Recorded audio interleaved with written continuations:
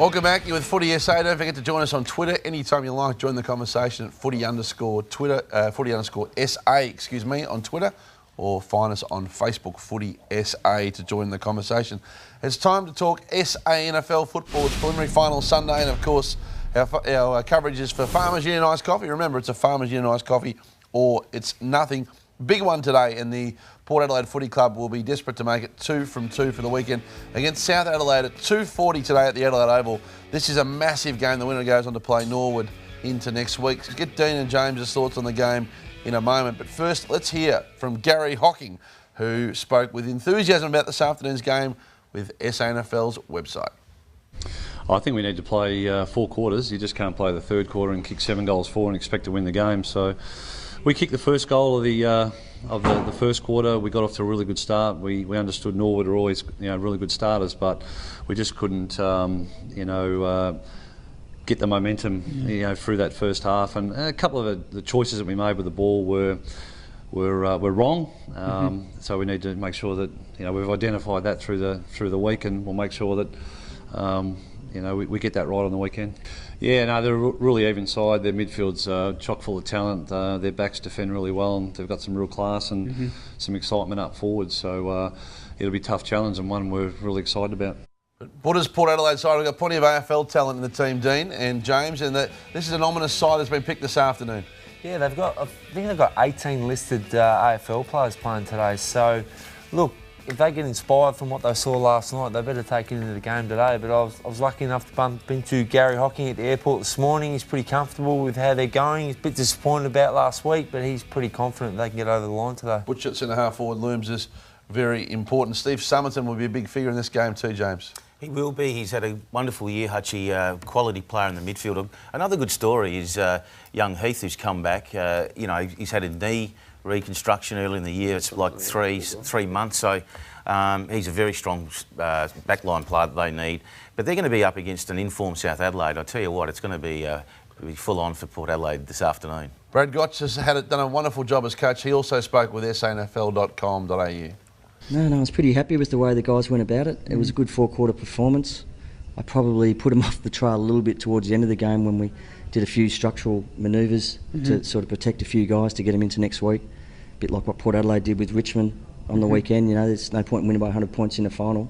Yeah, look, you wouldn't think unless an injury occurs that we'd want to make any changes. It would be very difficult to let someone out, but I'll certainly have a little bit more look at the structure of the Port Adelaide team just to make sure that we've got it all covered where we need to, because certainly Beard going forward last week was a good coaching move by Sturt, which we just need to be aware of those things a little bit more.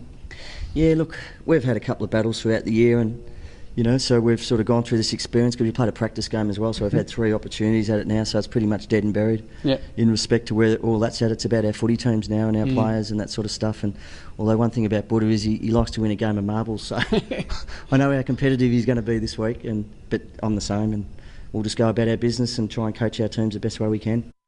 2 great coaches go to battle. This is the South Adelaide team this afternoon.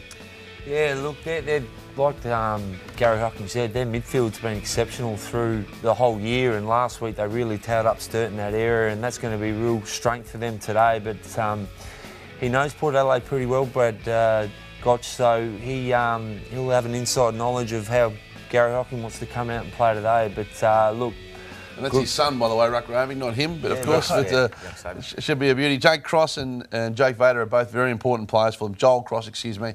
And they've got such depth in this team. Yeah, I like that. Very interchangeable. I think that's one of the strengths that Gotchi brings as a coach. He's prepared to move his players. I see young Nick Murphy off a half-back flank and push forward, kick goals.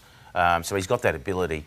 And as you said, young Joel Cross, he's had a wonderful year, and it's really just shaping up for a great game, and it'll be a shame to see Port Adelaide go out in straight sets, but at the same time it'll be wonderful to see South Adelaide push through in the informed side of the competition. It's a great story. They haven't been to grand final since 1979, so it's been a long time for them, and they're suffering supporters down south, so it'll be a great game, and good luck to South. As you know, I'm a bit of a South boy. Yeah, good luck to you. I know you'll be breaking this afternoon. The Farmers Union Iced Coffee Medal is hotting up. The nominees so far have been mixed and varied, and then the voting process is on for young and old too. Such good depth in this year's class of Farmers Union Iced Coffee medalists, James, to be unveiled. And a great spread of players there, Hutchie. You know, we've got some young men that are just starting to forge their careers. We've had some that have been there for some time now and have really become, you know, leaders in the competition. So very, very difficult to find the winners, but each of the panellists picking 3, 2, 1. I've seen yours already. Most of the votes are in. Each panellist will vote 3, 2, 1. The player with the most votes, and we've got about 7 or 8 of our panellists who have voted,